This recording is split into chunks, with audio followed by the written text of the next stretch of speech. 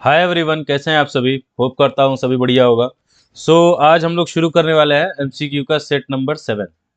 ठीक है, macro economics. शुरू करते हैं। फर्स्ट क्वेश्चन है, change in government spending is a part of monetary policy, physical policy, इधर ए और B, neither A nor B. तो ये क्या होता है, फिजिकल पॉलिसी का पार्ट होता है। ठीक है ना। आगे बढ़ते हैं। एक होता है आपका मॉनेटरी, दोनों से ही हम एक्सेस डिमांड और डेफिशिएंट डिमांड को कंट्रोल करते हैं। एक हो गया आपका मॉनेटरी पॉलिसी और दूसरा हो गया फिजिकल पॉलिसी। ठीक है, चलिए नेक्स्ट है, dash refer to a situation when aggregate supply falls short of aggregate demand corresponding to full employment level of output in the economy. Deficient demand, excess demand, inflationary gap, deflationary gap. Situation पूछा है।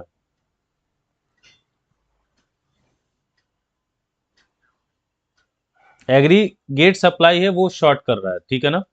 तो क्या होता है, excess demand का case होता है। ठीक है, आगे बढ़ते हैं।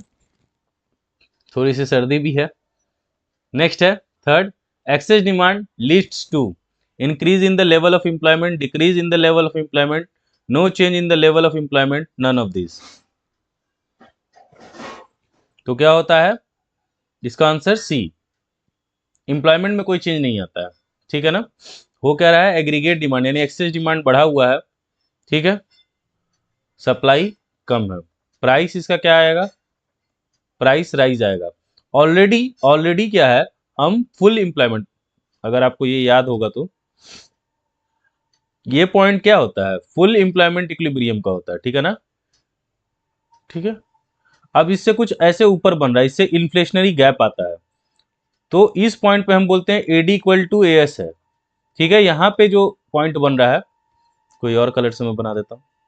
ये पॉइंट देखिए, ये पॉइंट क्या है, ये point AD equal to S का है, ये ज्यादा है। ठीक है ना, तो यहाँ एम्प्लॉयमेंट का लेवल बढ़ता नहीं है। ठीक है ना, क्योंकि ऑलरेडी हम फुल एम्प्लॉयमेंट यानी जितने लोगों को जॉब चाहिए उतने लोगों को जॉब मिला हुआ है, फुल एम्प्लॉयमेंट पे हम हैं। इससे ज्यादा अब नौकरी क्रिएट नहीं किया जा सकता है। ठीक है, और इस केस में इन्फ्लेशन बढ़ता है। ठीक है ना, प्राइसेस काफी राइज हो जाते हैं, इन्फ्लेशन हो जाता है इकोनॉमी में। ठीक है, चलिए नेक्स्ट है, deficient demand indicates under employment equilibrium, over full employment equilibrium, full employment equilibrium, none of this. तो ये क्या होता है, अंडर एम्प्लॉयमेंट होता है। ठीक है, डेफिशिएंट है यानी इससे नीचे होगा, ये जो पॉइंट है इससे नीचे, ये पॉइंट। नेक्स्ट है, monetary policy is the policy of to control money supply and credit creation in the economy. Central government, central bank, both A and B, none of this. तो सेंट्रल बैंक। ठीक है ना, वही क्या करते हैं, money supply को control करते हैं या क्रेडिट का क्रिएशन करते हैं। नेक्स्ट है, during excess demand central bank dash the margin. Excess demand का केस है तो क्या होगा, डिक्रीज होना चाहिए, increase, removes, do not change. तो मार्जिन क्या होगा, वो बढ़ा देंगे, इंक्रीज कर देंगे, जिससे क्या हो जाएंगे, लोन्स महंगे हो जाएंगे। लोन्स महंगे होंगे, कमर्शियल बैंक और जिनको लोन दे रहे हैं जनरल पब्लिक को, वो और महंगा हो जाएगा, पब्लिक लोन नहीं लेगी, पब्लिक लोन नहीं लेगी, पब्लिक के पास पैसा नहीं जाएगा, पैसा नहीं जाएगा वो डिमांड नहीं करेंगे। ये पूरा एक कहानी है, कहानी को मॉनेटरी पॉलिसी का टॉपिक दिया हुआ, उसमें जाके आप देख लेंगे, याद रहेगा हमेशा। ठीक है, तो सी का आंसर हो जाएगा आपका बी, इंक्रीजेस। नेक्स्ट है, if an economy is to control recession like most of the euro zone nations, which of the following can be appropriate, reducing repo rate, reducing CRR, both A and B, और D option क्या है, none of A and B. तो क्या होगा, both A and B. ठीक है, वहां पे रेपो रेट को भी डिक्रीज कर दिया जाता है, दोनों को डिक्रीज करने से क्या होगा, लोन्स बढ़ेंगे, लोन्स और सस्ते होंगे तो लोन्स और बांटा जाएगा, लोन्स बांटा जाएगा, लोगों के पास पैसा आएगा, लोग सॉरी, लोगों के पास पैसा आएगा तो लोग डिमांड करेंगे, डिमांड करेंगे तो जो रिसेशन की प्रॉब्लम है वो खत्म हो जाएगी। ठीक है,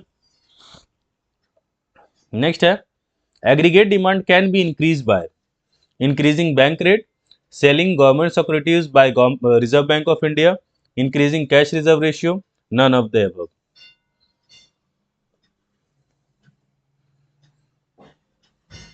एग्रीगेट डिमांड बढ़ाने की बात हो रही है। बैंक रेट ज्यादा बढ़ाओगे लोन महंगा होगा, तो ये तो नहीं होगा। गवर्नमेंट सिक्योरिटीज सेल करोगे, रिजर्व बैंक ऑफ इंडिया कर रही है, सिक्योरिटीज को सेल कर रही है, तो सेल कर रही है तो सिक्योरिटीज जा रहा है, बदले में क्या आ रहा है, पैसा आ रहा है।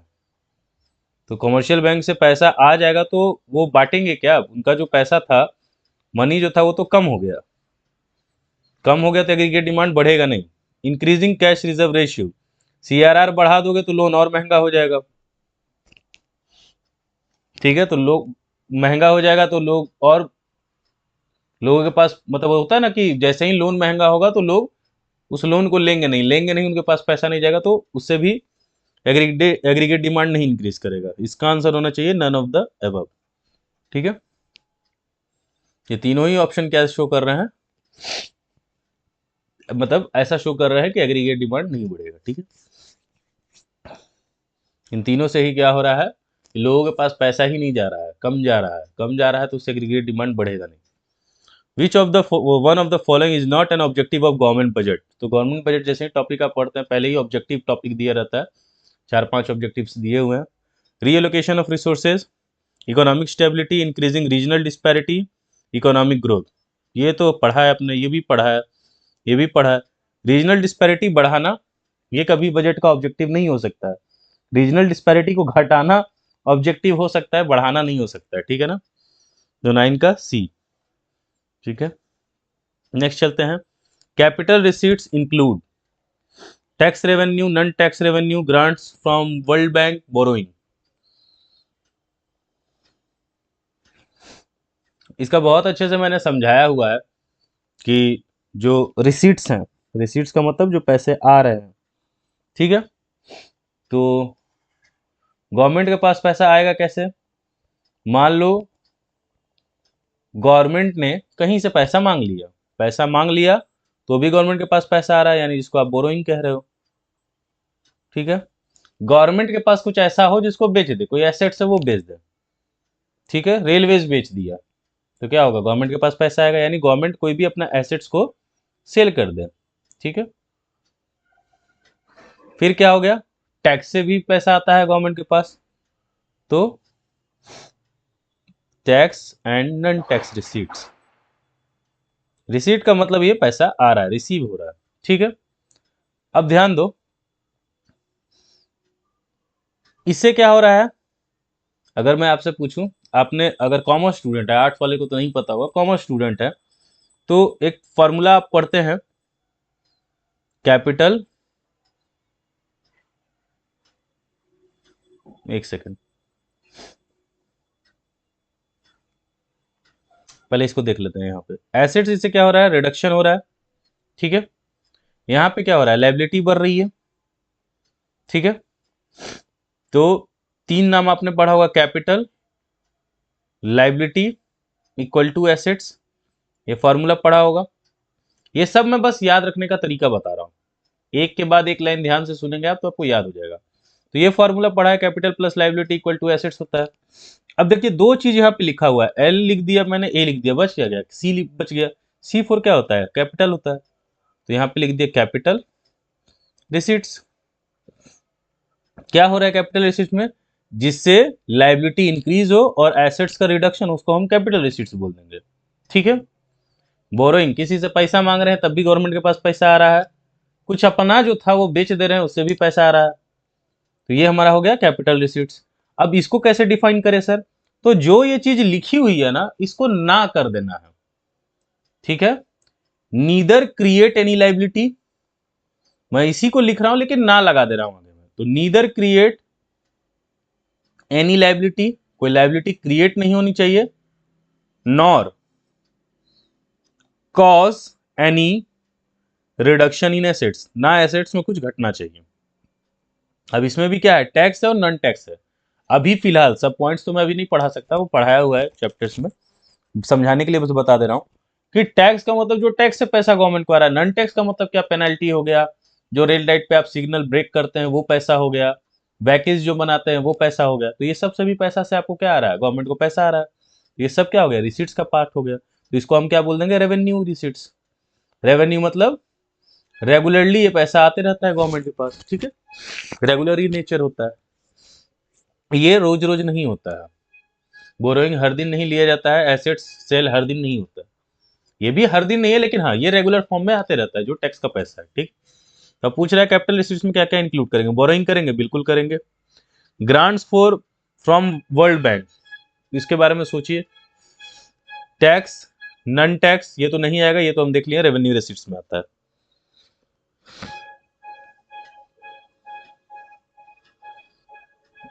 तो 10 का क्या आंसर हो जाएगा, डी, ठीक है।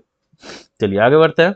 Which of the following statement is true, loans from IMF is revenue receipt, higher revenue deficit necessarily leads to higher fiscal deficit, borrowing by government represent a situation of fiscal deficit, revenue deficit is the excess of capital receipts over the revenue receipts।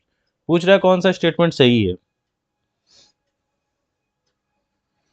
तो borrowing ले रहे हैं हम, देखिए सबको explain करने में time जाएगा, आंसर ये है आपका। और ये होता क्या है कि आप कहीं से कर्ज ले रहे हैं तो कहीं ना कहीं आपका फिजिकल डेफिसिट बढ़ा हुआ है, ठीक है ना, क्या है आपका फिजिकल, यानी आपको जितना पैसा आता है, गवर्नमेंट जितना रिसीव कर रही है उससे ज़्यादा गवर्नमेंट ने खर्च कर रखा है, और पहले भी बहुत सारा कर्ज ले रखा है किसी अदर अदर कंट्रीज से, इसलिए आपका जो FD है वो क्या है, बढ़ा हुआ दिख रहा है, ठीक है ना। FD क्या है, और खर्चे तो गवर्नमेंट के होते ही हैं, तो आप और खर्च करने के लिए क्या कर रहे हो, बोरोइंग कर रहे हो कहीं और से, ठीक है। IMF से लोन ले रहे हो, ये रेवेन्यू रिसिप्ट में नहीं आएगा, कैपिटल में आएगा, तो पहले ये गलत है। और सब explain, revenue deficit is the excess of the capital receipts, ये देखो दोनों जगह रिसीट है, तो ये तो कभी नहीं होगा। रेवेन्यू डेफिसिट का मतलब क्या है, फॉर्मूला याद हो आप लोग को, तो RE माइनस RR, यानी रिसीव जो हो रहा है और खर्चा जो है, तो खर्चा ज़्यादा है और रिसीव कम हो रहा है, ठीक है ना, तभी आपका डेफिसिट का मतलब होता है घाटा। घाटा कब होगा, जब आपको पैसा कम आ रहा है और खर्चा ज़्यादा हो रहा है, ठीक है। ये दोनों जगह यहाँ रिसीट लिखा हुआ है, इसलिए ये गलत होगा, ठीक है। चलिए आगे बढ़ते हैं। इस sheets is an example of capital receipt, revenue receipts, capital expenditure, revenue expenditure. ये क्या आता है, रेवेन्यू रिसीट्स में आता है। इस शीट्स क्या होता है, जैसे जिसका ईयर या फिर वारिस बोलते हैं हिंदी में, वारिस कोई नहीं रहता है तो वो गवर्नमेंट या प्रॉपर्टी गवर्नमेंट की हो जाती है, ठीक है, तो इसको शीट्स बोलते हैं। ये नन टैक्स रिसीट्स में आता है। रेवेन्यू रिसीट्स में तो आता ही, रेवेन्यू में भी दो होते हैं, एक टैक्स होता है, एक नन टैक्स होता है, तो ये नन टैक्स में आता है। नन टैक्स के 15 से 20 पॉइंट होते हैं, आई थिंक 13 या 15 है, वो याद कर लीजिएगा। कोई भी ऐसा एक एग्जाम्पल देके वो पूछ लेंगे कि 4 में से क्या होता है, एक MCQ ऐसा जरूर आएगा, ठीक है ना। कोई भी वो एक टॉपिक देंगे, उसमें पूछ लेंगे, कैपिटल रिसीट होगा, revenue receipt, capital expenditure, revenue expenditure, एक बार उसको देख लीजिएगा, याद कर लीजिएगा, बहुत बार एग्जाम में पूछा गया। Borrowings are equivalent to revenue deficit, primary deficit, physical deficit, none of this. तो मैंने आपको न्यूमेरिकल में भी ये कराया और बताया है कि अगर फिजिकल डेफिसिट नहीं दिया हुआ है, सिर्फ बोरोइंग क्वेश्चन में दिया है, तो बोरोइंग इक्वल टू क्या हो जाता है आपका, FD। बोरोइंग इक्वल टू क्या हो जाता है आपका, FD। आंसर क्या होगा, C। Borrowing is a capital received because it creates a liability, it creates an asset, it reduces a liability, all of the above. तो बताया है इससे क्या होता है, लाइबिलिटी क्रिएट होता है। आपने किसी से बोरोइंग ले लिया, वो आपके लिए लाइबिलिटी है, लाइबिलिटी आपकी बढ़ रही है, क्योंकि आज नहीं कल नहीं 1 साल बाद आपको वो लोन चुकाना ही चुकाना है, तो उससे क्या हो रहा है, आपकी लाइबिलिटी इंक्रीज होती है। नेक्स्ट है union budget is the budget of central government, local government, state government. ये आंसर तो काफी इजी है। यूनियन बजट किसको बोलते हैं, सेंट्रल गवर्नमेंट का बजट होता है। 15th का ये। नेक्स्ट है आपका 16, revenue deficit is equal to total expenditure minus revenue receipt, revenue expenditure minus, अभी मैंने यहाँ फॉर्मूला लिखा था देखो, RD equal to RE minus RR। अब उसी को पढ़ लो, क्या है, RD equal to RE minus RR, B option, ठीक है। आगे बढ़े। Interest income is a part of non tax revenue, revenue receipts, both A and B, neither A nor B।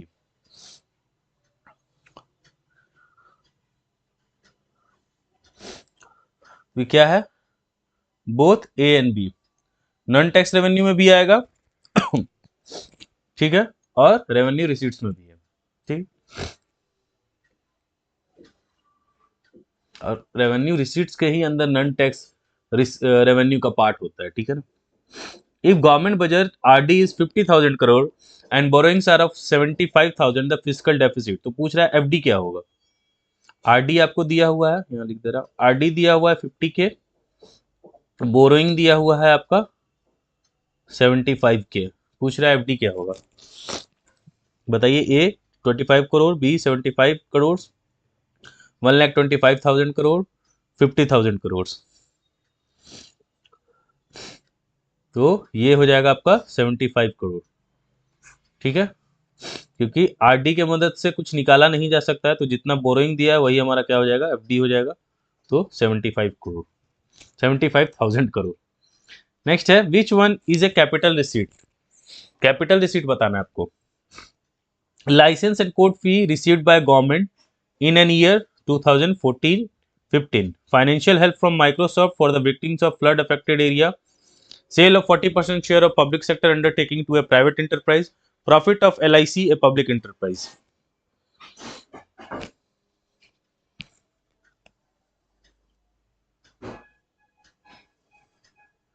देखो देखो इसका बनाने का मैं एक बहुत अच्छा सॉल्यूशन बताता हूं। पहले क्या करो, जो क्वेश्चन पूछा है ना उसको देख लो, लिखा क्या है वो, लिख क्या दिया है, capital receipt.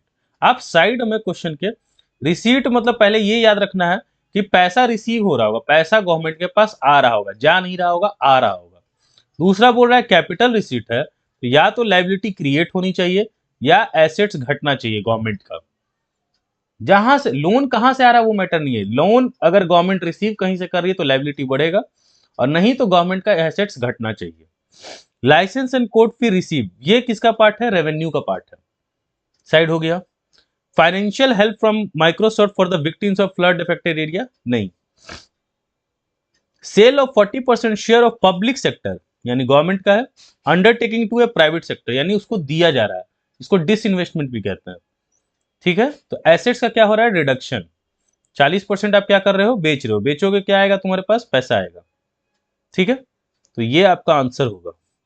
Profit of LIC, profit LIC का है तो ये रेवेन्यू रिसीट है, ठीक है। चलिए, और प्रॉफिट आ रहा है तो इससे कोई एसेट्स घट नहीं रहा है ना लाइबिलिटी क्रिएट हुई है। मान लो आपके पास पैसा आ तो रहा है, प्रॉफिट तो आ रहा है, क्या उससे एसेट्स कुछ घट रहा है आपका, नहीं, एसेट्स तो बढ़ेगा, प्रॉफिट आया उसको हम एसेट्स कुछ बना सकते हैं। लाइबिलिटी क्या इंक्रीज हो रहा है, नहीं, प्रॉफिट से लाइबिलिटी क्या, प्रॉफिट मेरा है तो मेरे को किसी को देना थोड़ी है, तो ये कैपिटल रिसीट का पार्ट नहीं होगा, रेवेन्यू रिसीट का पार्ट होगा, ठीक है। Which one of the following is a part of capital expenditure, expenditure पूछा इस बार। Salary paid to army officers, expenditure on construction of metro, pension paid to retire government employees, interest paid on national debt.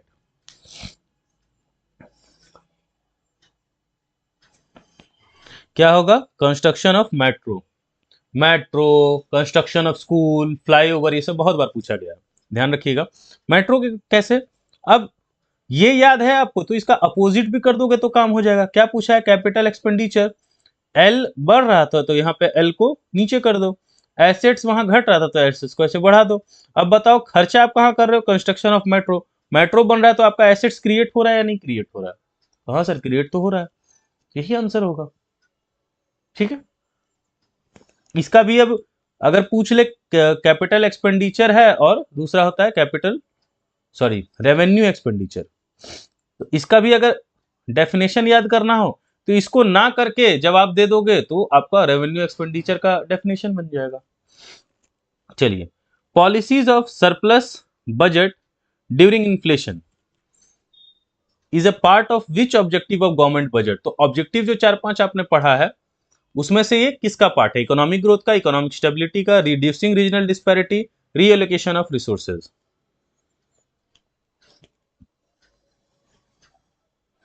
क्या बोल रहा है, policies जो है surplus budget during inflation, inflation चल रहा था लेकिन बजट का किस में आया है, सरप्लस में, तो किसके वजह से हो रहा है ये,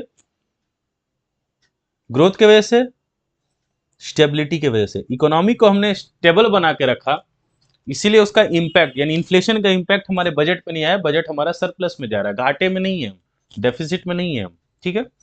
विच of the following condition satisfy the concept of revenue receipts, do not create any liability, do not reduce any asset, neither A nor B, both A and B।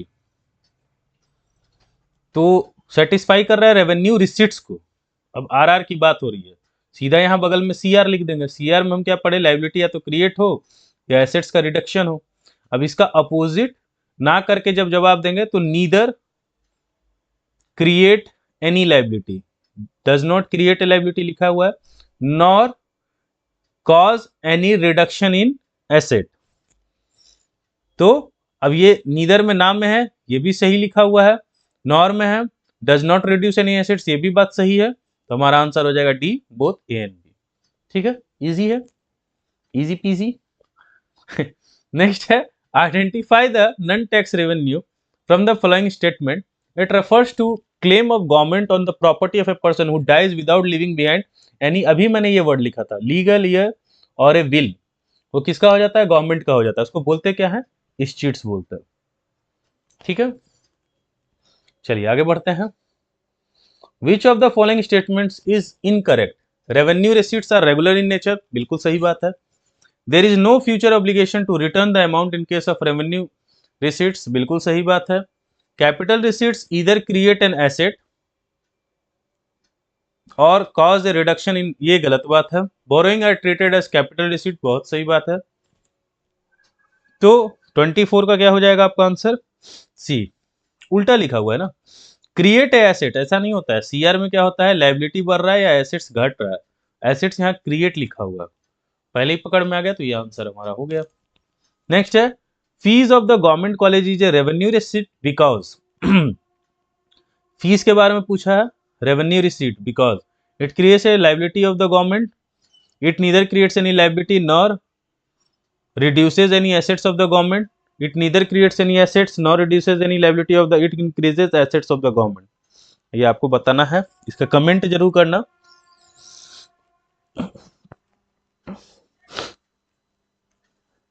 देखो क्यों हो रहा है ये, fees of the government college की बात हो रही है, रेवेन्यू रिसीट कैसे है, क्या इससे कोई लाइबिलिटी क्रिएट हो रही है, नहीं। रेवेन्यू रिसीट में क्या होना चाहिए, ना लाइबिलिटी क्रिएट होनी चाहिए, ना ही एसेट्स का रिडक्शन होना चाहिए, ये दोनों ना लगा के बोलना है, नीदर नॉर। तो नहीं, लाइबिलिटी क्रिएट नहीं हो रही है, ना ही एसेट्स का कोई गवर्नमेंट का रिडक्शन हो रहा है। फीस आ रही है, आपको रिसीव कर रहे हो, उससे क्या एसेट्स घट रहा है आपका, नहीं घट रहा है। क्या उससे कोई गवर्नमेंट पे लाइबिलिटी क्रिएट हो रही है, नहीं क्रिएट हो रही है। तो इसका आंसर क्या होगा, बी, बी इसका आंसर है। If the budgetary deficit of the government is 25,000 crore and the borrowings and the other liabilities are 7,000 crore, how much will be the fiscal deficit? FD पूछा है आपसे।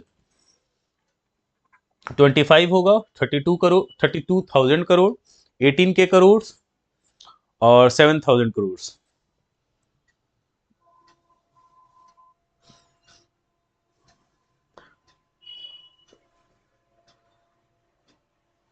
$25 + 7, ठीक है, ये तो गवर्नमेंट का हो गया, ये बाहर का यानी अदर बोरिंग्स हो गया, उसको भी लेंगे हम, ये हो जाएगा आपका 32,000 करोड़, बी।